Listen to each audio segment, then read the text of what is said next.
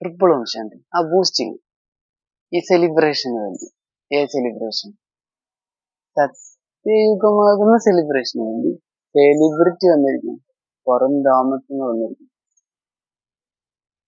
ആ വ്യക്തി വന്നിട്ട് ഒരാളെയും താഴ്ത്താൻ ആഗ്രഹിക്കുന്നു. ഞാനിപ്പോ ഇന്നലെ മോശമായ കർമ്മം ചെയ്തു വെക്കാം, മിനിഞ്ഞാന്ന് ചെയ്തു വെക്കാം. എനിക്ക് മനസ്സിലാവുന്നില്ല ഞാൻ ചെയ്യുന്നത് മോശമായ കർമ്മമാണെന്നത് എന്നത് പോലും അറിയാത്ത രീതിയിൽ ഞാൻ ചെയ്തുകൊണ്ടേയിരിക്കണം. എത്രയോ കാലങ്ങളായിട്ട് എന്റെ സംസ്കാരം അതാണ്. ആര് പറഞ്ഞാലും ഞാൻ കേൾക്കൂല. ഏത് കലിയുഗത്തിൽ നമ്മൾ ഇതുവരെ ചെയ്തു വന്ന ഒരു കാര്യങ്ങളും മാറ്റാൻ ഞാൻ തയ്യാറല്ല. അങ്ങനെ തന്നെ വിചാരിക്കും. കാരണം നല്ലൊരു ശതമാനം പേരും കല്യാണം, കുടുംബം, കുട്ടികള്, കാര്യങ്ങളൊക്കെ ആയിട്ടൊരു വലിയൊരു ബന്ധനത്തിലാണ്. പക്ഷെ എന്നിരുന്നാലും ആഗ്രഹമുണ്ട്, എനിക്ക് ഡ്രാമയെ നന്നായിട്ട് അറിയാം, പരമാത്മാവിനെ നന്നായിട്ട് അറിയാം, എന്നെയും നന്നായിട്ട് അറിയാം. എനിക്കൊരാഗ്രഹമുണ്ട്, അഷ്ടരത്നാവണം. എനിക്ക് അഷ്ടരത്നാവണം എന്നൊരാഗ്രഹം ഉണ്ടെന്ന് വെച്ചാൽ ഓരോരുത്തർക്കും പല പല ബിക്ക് ആണെങ്കിലും ബിബിക്ക് ആണെങ്കിലും സാധാ കുടുംബസ്ഥനാണെങ്കിലും പെട്ടുകിടക്കണം. നൂലാമാലകളിൽ ബന്ധനത്തിൽ പെട്ടുകിടക്കണം, പല വിധത്തിൽ പെട്ടുകിടക്കും, പലരും പല വിധത്തിലായി. പക്ഷെ ഉള്ളിന്റെ ഉള്ളിൽ ഒരാഗ്രഹമുണ്ട്, എനിക്ക് ഒന്നുകിൽ ഒരു 108 മാലയെങ്കിലാവണം. കുറെ 108 മാലയുണ്ട്, അനവധി 108 മാല. പക്ഷെ ശരിയായ 108 മാല അത് ലാസ്റ്റ് ക്ലിയർ ആക്കുള്ളൂ. ബാക്കി അനവധി 108 മാല പെട്ടുകൊടുക്കും, പിന്നെ 16,108 മാല ഇട്ടുകൊടുക്കും. അപ്പൊ എനിക്ക് അങ്ങനെ ഒരു ആഗ്രഹം ഉണ്ടെന്ന് വെച്ചാല് നമുക്ക് ഓരോരുത്തർക്കും വോയിസ് ഉണ്ടല്ലോ, പറയും, കേൾക്കും. പിന്നെ ആത്മാവ് അതിനു വേണ്ടി അങ്ങോട്ട് പണി. അതാണ് ബാബ പറഞ്ഞത്, ഒരു പേരോ അടയാളോ, ഏതിന്റെ? അസുഖത്തിന്റെ പേരോ അടയാളമോ ഇല്ലാത്ത വണ്ണം ഉള്ള പ്രകൃതി ചികിത്സയാണ് ചെയ്യുന്നത്. അപ്പൊ ആദ്യം സ്നേഹം എന്താണ്? ശരീരം. അപ്പൊ ശരീരത്തിന് എങ്ങനെ ചികിത്സിക്കണം? ഈ പ്രകൃതിയിലുള്ള ചികിത്സ, കെമിക്കൽസ് ഉപയോഗിച്ചുള്ള ചികിത്സ ചെയ്യും തോറും ശരീരം എപ്പോ വേണമെങ്കിലും നമ്മളെ പിടിയുന്നുണ്ട് പോകും, ഇതിനൊരു രക്ഷയില്ല. അതാണ് ഈ പറഞ്ഞ പോലെ ബ്രഹ്മാവിനൊരു തെറ്റ് പറ്റിയത്. ഏത്? അറ്റാക്ക് വന്നിട്ട് മരുന്ന് കഴിച്ചിട്ട് ശരീരം വിടേണ്ടി. മമ്മയ്ക്കൊരു തെറ്റ് പറ്റിയത്, തെറ്റല്ല, ആ സമയത്ത് ഡ്രാമയിലെ പാർട്ട്, കെമിക്കൽസ് ഉപയോഗിച്ച് ആ ശരീരം വിടേണ്ടി.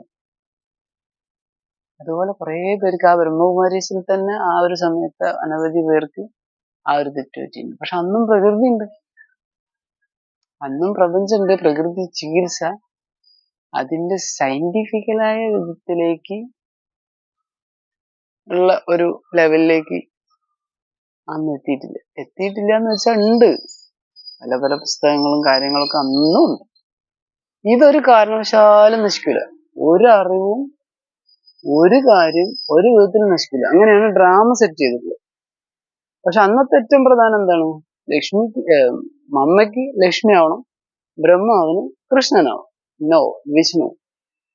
അതുകൊണ്ട് അവർ ആ കാര്യം ചെയ്തു, നല്ല ഭംഗിയിൽ അതൊക്കെ ചെയ്തു. ബ്രഹ്മാവ് എന്തായി? സമ്പൂർണ്ണ ബ്രഹ്മാവായി. മമ്മ എന്തായി? ജഗദമ്പെ. ഓക്കെയാണ്, അതിലൊരു സംശയമില്ല. പിന്നീട് മമ്മയ്ക്ക് റീബർത്ത് എടുക്കേണ്ടി വന്നിട്ടുണ്ട്, എവിടെയോ എങ്ങനെയോ എന്തോ എടുക്കട്ടെ, എനിക്കറിയാം. അപ്പോ ബ്രഹ്മാവിന് റീബർത്ത് എടുക്കേണ്ടി വന്നു. പക്ഷെ ബ്രഹ്മാവിന്റെ പകൽ ഈ സമയത്ത് ബ്രഹ്മാവിന് മാക്സിമം യൂട്ടിലൈസ് ചെയ്യും. അപ്പോ ആര്? ബാക്കിയുള്ളവർ എത്ര വേണമെങ്കിലും യൂട്ടിലൈസ് ചെയ്യും. കാരണം ബ്രഹ്മബാബയെ ശിവബാബ സംവേദനായിട്ട് വിളിച്ചാലും ശരി, ബ്രഹ്മബാബയെ നേരിട്ട് വിളിച്ചാലും ശരി, സർവവേദങ്ങളും ശാസ്ത്രങ്ങളും കൈപ്പിടിയിലാക്കി ഇരിക്കുന്ന ഒരപ്പൂപ്പനായിട്ടാണല്ലോ നമ്മുടെ സയൻസ് വേദങ്ങളിലും ഉപനിഷത്തുകളിലും നമ്മുടെ ഭക്തി കഥകളിലൊക്കെ കാണിച്ചിട്ടുള്ളത്. ആ ബ്രഹ്മാവിന് 4 തല, 4 തലുണ്ട്. ഒന്ന് ബാക്കിലേക്ക്, ഒന്ന് നോർത്ത്, ഒന്ന് ഈസ്റ്റ്. അങ്ങനെ ഇരിക്കുന്ന ആ ഒരു ബ്രഹ്മാവിനെ, നമ്മുടെ ഭക്തിയിൽ അങ്ങനെ ഇരിക്കുന്ന ബ്രഹ്മാവിനെ, പക്ഷെ ജ്ഞാനത്തിലുള്ള ശരിയായ ബ്രഹ്മ സൂക്ഷ്മ സ്വരൂപത്തെ യൂട്ടിലൈസ് ചെയ്യും. ക്വസ്റ്റ്യൻസ് ചോദിച്ചുകൊണ്ട് വരും, ബ്രഹ്മബാബ അതുണ്ട് അങ്ങനെ, അല്ലെങ്കിൽ ബ്രഹ്മബാബയിലെ ശിവബാബയെ ആവാഹിച്ചിട്ട് എടുത്ത് ചോദിച്ചുകൊണ്ടിരിക്കും. ഇവർ രണ്ടുപേരും ഇപ്പോ സഹായികളാണ്, പക്കാ സഹായികളാണ്. എത്ര വേണമെങ്കിലും സഹായിക്കും. ഇല്ലേ, വിഷ്ണുവിനായിട്ട് സംസാരിക്കാൻ പറ്റുമോ? അങ്ങനെ എടുത്തോ. വിഷ്ണുവിനായിട്ട് സംസാരമില്ല. ഇവരായിട്ടാണ് നമുക്ക് ഏറ്റവും കൂടുതൽ ഇപ്പൊ സംസാരിക്കാൻ പറ്റും. കാരണം വിഷ്ണു വേറൊരു ലെവൽ. അതിന്റെ മേലേക്ക് ശങ്കരന്റെ സൂക്ഷ്മ ശരീരമുണ്ടല്ലോ, സംസാരിക്കാൻ പറ്റുമോ? സംസാരിക്കും. അവിടെയും സംസാരമില്ല. ആ രണ്ടവസ്ഥയും വേറെ തന്നെ. ശിവബാബയുടെ മായ സൃഷ്ടികളിൽ, മായാ സൃഷ്ടി എന്ന് പറഞ്ഞാൽ ശരിക്കും ഇതാണ്, സൂക്ഷ്മോദനം. ബാക്കിയൊക്കെ ഒറിജിനലാണ്. ആ സൃഷ്ടിയിൽ ഇവിടെ നേതി നേതി നേതി എന്ന് പറഞ്ഞു, അതായത് ഇതല്ല ഇതെല്ലാം എന്ന് പറഞ്ഞു നടക്കുന്ന സന്യാസിമാരുടെ ഒരു ഭാഗം, ഇതൊരു മായയാണെന്ന് പറയുന്നത് വേറൊരു ഭാഗം. ഇതല്ല മായ. മായ എന്ന് പറയുന്നത് ശരിക്കും പറഞ്ഞു കഴിഞ്ഞാൽ അവിടെയാണ്. ഇത് മായയുടെ ഭാഗം തന്നെയാണ്. കാരണം ഇന്നിപ്പോ ഞാൻ ഇവിടെ സംസാരിക്കുന്നത് നാളെ ഉണ്ടായിക്കൊള്ളുന്നില്ല. എന്നും കണ്ട, ഇത് സുസ്ഥിരമല്ല. ഇത്രേ പറയാൻ പാടുള്ളൂ. ഒരിക്കലും ഇതിന് മായ എന്ന് പറയാൻ പറ്റില്ല. സുസ്ഥിരമല്ല. ഒരേ പാർട്ട് ഒരേപോലെ ഉണ്ടാവില്ല. അപ്പൊ നാളെ ഞാൻ ഇതേ സമയത്ത് ഇരിക്കുകയാണെങ്കിൽ അതേ ബൈക്ക് നാളെ അതേ സമയത്ത് ക്രോസ് ചെയ്തോളണമെന്നില്ല. ഞാനൊരു വർഷം ഇതേപോലെ ഇരുന്ന് ഇതുപോലെ കാര്യങ്ങൾ സംസാരിച്ചാലും ഈ പ്രപഞ്ചം അതുപോലെ തന്നെ ബാക്ക്ഗ്രൗണ്ട് ഉണ്ടായിക്കൊള്ളണമെന്നില്ല. കാറ് പോയി, വീണ്ടും കാറ് പോയി. ഇതാണ് ബാബ പറഞ്ഞ ഡ്രാമ.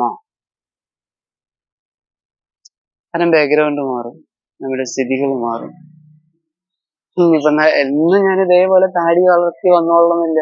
താടിയൊക്കെ അടിച്ച് നല്ല ചുന്ദര കുട്ടപ്പനായിട്ട് വരാൻ എനിക്ക് അറിയണ്ട. എന്റെ മൂഡ് എനിക്ക് തോന്നും താടി എടുക്കണം തോന്നി ഒക്കെ എടുക്കും. അപ്പൊ എന്റെ ആ ഫിസിക്കൽ അപ്പിയറൻസേ മാറി. എന്നും ഇതുപോലെ ചുബട്ടിട്ടിരിക്കണം എന്നില്ല, ഞാൻ പല കളറിലും വരാറുണ്ടല്ലോ. അപ്പൊ അത് മാറി. ഇതാണ് ഡ്രാമ. ഈ ഡ്രാമ എന്ന് പറഞ്ഞാൽ അതിന് ശരിക്കും മനസ്സിലാക്കും. സെലിബ്രേഷന് വേണ്ടി ശരിക്കും ഡ്രാമയെ മനസ്സിലാക്കും. ആ സെലിബ്രിറ്റിയെ, ഏത് പരമാത്മാ സെലിബ്രിറ്റിയെ ശരിക്കും യൂട്ടിലൈസ് ചെയ്യും. ഒക്കെ യൂട്ടിലൈസ് ചെയ്യാൻ പറ്റും.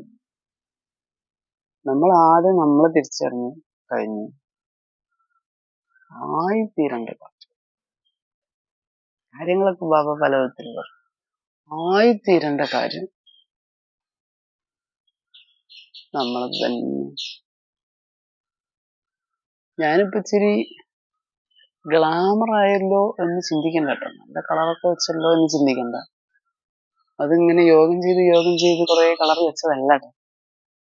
ഇവിടുത്തെ ബാക്ക്ഗ്രൗണ്ടിന്റെ ഒരു പ്രത്യേകത, ബാക്ക്ഗ്രൗണ്ട് അല്ല അണ്ടർഗ്രൗണ്ടിന്റെ ഒരു പ്രത്യേകത. അതായത് ഞാൻ സാധാരണ ഇരിക്കുന്ന സ്ഥലം തറ എന്ന് പറയുന്നത് സിമെന്റ് തറയാണ്. അത്ര കളറൊന്നും ഇല്ലാട്ടാ, ശരിക്കലും സിമെന്റ് തറയാണ്. അപ്പൊ എന്താ വെച്ചാല് അവിടെ ഈ സൂര്യപ്രകാശം തട്ടി നമ്മുടെ കോശങ്ങളിൽ പതിച്ച് നമുക്ക് ഇങ്ങനെ പ്രൊജക്റ്റ് ചെയ്യുമ്പോൾ ഇത്രയും കളർ തോന്നിപ്പിക്കാനുള്ള വകുപ്പില്ല. അത് അത്ര കളറൊന്നും ഇല്ല ശരിക്കും. അത് ഇങ്ങനെ തോന്നിപ്പിക്കാനുള്ളതിന്റെ കാരണം അണ്ടർഗ്രൗണ്ട് വൈറ്റ് ഞാൻ ഇരിക്കുന്നത്. അത് തന്നെ ശരിക്കും പറഞ്ഞു കഴിഞ്ഞാൽ കുറെ ചളിയൊക്കെ ഉണ്ട്. ക്ലീൻ ചെയ്ത് നല്ല വൃത്തിയിലാണെന്നുണ്ടെങ്കിൽ ഇനിയും കളറ്. പിന്നെ വേണമെങ്കിൽ കുറച്ച് മേക്കപ്പ് ഒക്കെ ചെയ്താല് ഒന്നും കൂടെ കളറാണ്. ഈ സെലിബ്രിറ്റി എന്ന് പറഞ്ഞിട്ട് പലരും പലരുടെ പിന്നാലെ പോകുന്നു. ഇപ്പൊ ഈ ഫിസിക്കൽ അപ്പിയറൻസ് ബാക്കിയുള്ള കാര്യങ്ങൾ കണ്ടിട്ടാണ്. അതിന്റെ മേലെയാണ് ഒരുവിധ ആളുകൾ സെലിബ്രിറ്റി എന്ന് പറഞ്ഞിട്ടാണ്. ഫിസിക്കൽ അപ്പിയറൻസിന് പ്രാധാന്യം ഇല്ല എന്നല്ല, അതുണ്ട് എങ്കിലും അണ്ടർഗ്രൗണ്ടിലാണ്. അണ്ടർഗ്രൗണ്ട് തന്നെ അന്തർമുഖത്ത് അന്തരാത്മാവുകളാണ്. അതാണ് ഏറ്റവും പ്രധാനം. നമ്മളൊക്കെ ക്ലിയർ ആയിട്ടാണോ? ഉള്ളില് ക്ലിയർ ആണോ? അതിങ്ങനെ പുറത്തേക്ക് വന്നുകൊണ്ടേയിരിക്കും, അതാക്കിക്കൊണ്ടേയിരിക്കും. പഠിക്കുകയും ചെയ്യും, പഠിപ്പിക്കുകയും ചെയ്യും. ആര്? ബ്രഹ്മാവ്. ആരെ പഠിപ്പിക്കും? എന്നെ തല്ലണ്ട അമ്മാവ, ഞാൻ നന്നാവില്ല നടക്കുന്നു, ഞാനേ നടക്കുന്നു. അതായത് ഇനി എന്നെ തല്ലിയിട്ട് കൊന്നിട്ട് ഒരു കാര്യമില്ല, ഞാൻ നന്നാവില്ല എന്ന് നടക്കണമെന്ന് ഒരു കാരണവശാലും നന്നാക്കണം. പക്ഷെ തിരിച്ചറിഞ്ഞ് ഓരോന്നോരോന്ന് തിരിച്ചറിഞ്ഞ് ഞാൻ ക്ലിയർ ആയിക്കോളാം, ഞാൻ ക്ലിയർ ആയിക്കോളാം, ഞാൻ ക്ലിയർ ആയിക്കോളാം എന്ന് പറഞ്ഞ് ബാബയ്ക്ക് പ്രോമിസ് കൊടുത്ത ഓരോ വ്യക്തി ബാബ ക്ലിയർ ആക്കും. അതിന് വേണ്ട ഓരോ കാര്യങ്ങളും തന്നുകൊണ്ടേയിരിക്കും. ഈ സെലിബ്രേഷനിൽ, സത്യയുഗമാകുന്ന സെലിബ്രേഷനിൽ പങ്കെടുക്കാൻ താല്പര്യമുള്ള 9 ലക്ഷം പേരും ഇങ്ങനെ പല വിധത്തിൽ ഇത് അന്വേഷിച്ച് എത്തും. റാണി അത് റാണി എപ്പോഴും കൂട്ടിൽ തന്നെ ഉണ്ട്. ബാക്കിയുള്ളവർ പണിയെടുക്കും എപ്പോഴും.